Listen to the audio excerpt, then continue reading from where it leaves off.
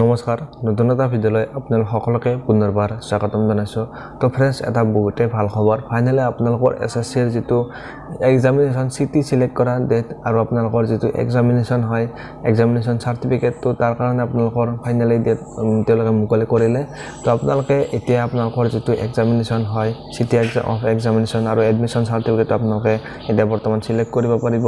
কোনটো ডিপাৰ্টমেণ্টৰ কাৰণে এইটো তেওঁলোকে প্ৰকাশ কৰিছে বা চিটি এক্সামিনেশ্যন আৰু এক্সামিনেশ্যন চাৰ্টিফিকেটৰ কাৰণে এডমিশ্যন চাৰ্টিফিকেটৰ কাৰণে তেওঁলোকে ডেট প্ৰকাশ কৰিছে। তো আপোনালোকৰ এই ভিডিঅ'টোত কণ্টিনিউ হিচাপে চালে আপোনালোকে জানিব পাৰিব। তো এছএছচি যদি আপোনালোকে যিটো অফিচিয়েল ৱেবছাইট আছে ssc.gov.in সেই অফিচটোত গ'লে আপোনালোকে নটিচ বৰ্ডত আপোনালোকে এখন নটিচ দেখিবলৈ পাব আৰু সেই নটিচখন তেওঁলোকে 1 এপ্ৰিল তাৰিখে প্ৰকাশ কৰিছিলে।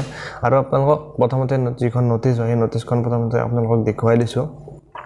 নটিচখনত ক্লিক কৰাৰ পিছতে আপোনালোকৰ নটিচখন ওপেন হৈ গৈছে। তো আপোনালোকে জুম কৰি দেখুৱাই দিছোঁ ইয়াত।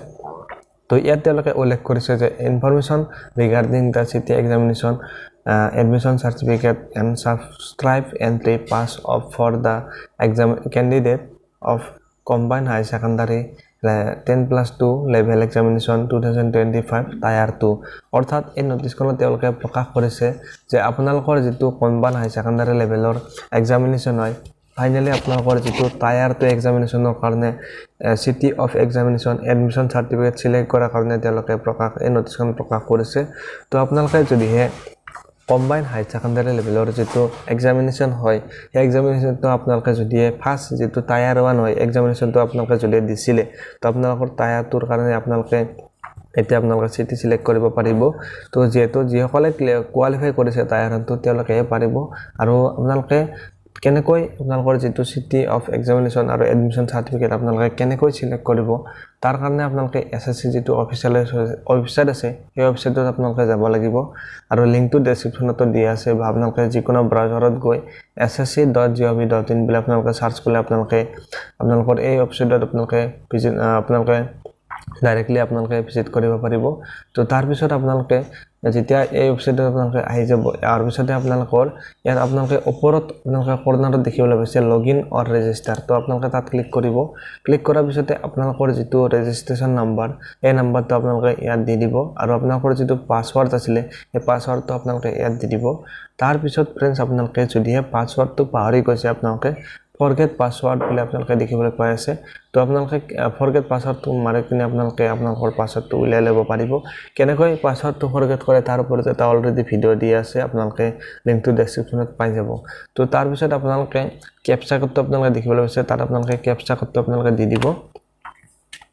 কেপচা কোডটো দি আপোনালোকে লগইন ক্লিক কৰি দিব।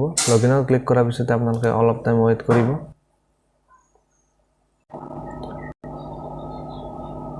তাৰপিছতে ফ্ৰেণ্ডছ, আপোনালোকৰ যিটো প্ৰফাইল হয় প্ৰফাইলটো আপোনালোকৰ ওপেন হৈ যাব।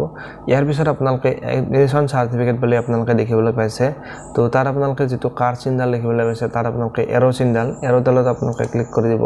ক্লিক কৰাৰ পিছতে আপোনালোকে ইয়াত ষ্টেটাছ অফ এডমিশ্যন চাৰ্টিফিকেটটো আপোনালোকে যিটো এডমিশ্যন হয় অৰ্থাৎ আপোনালোকে যিটো এক্সাম হয় এই এক্সামটো আপোনালোকে চিলেক্ট কৰি ল'ব। যিহেতু মই কম্বাইন হাই সেকেন্ডাৰী লেভেলৰ কাৰণে চাই আছোঁ, গতিকে আপোনালোকে এইটো প্ৰথমতে আহিছে তাত আপোনালোকে ক্লিক কৰি দিব। ক্লিক কৰাৰ পিছত আপোনালোকে কোনটো ইয়াৰত হয় এইটো আপোনালোকে ক্লিক কৰি দিব। তাৰপিছত ফ্ৰেণ্ডছ, আপোনালোকে চেক ষ্টেটাছত আপোনালোকে ক্লিক কৰি দিব। যেতিয়া ফ্ৰেণ্ডছ আপোনালোকে চেক ষ্টেটাছত আপোনালোকে ক্লিক কৰি দিব, ক্লিক কৰাৰ পিছতে আপোনালোকৰ যিখিনি ডিটেইলছ হয় চেক এডমিশ্যন যিটো চিটি হয় চিটিটো আপোনালোকে চিলেক্ট কৰিব পাৰিব, আপোনালোকে দেখিবলৈ পাব।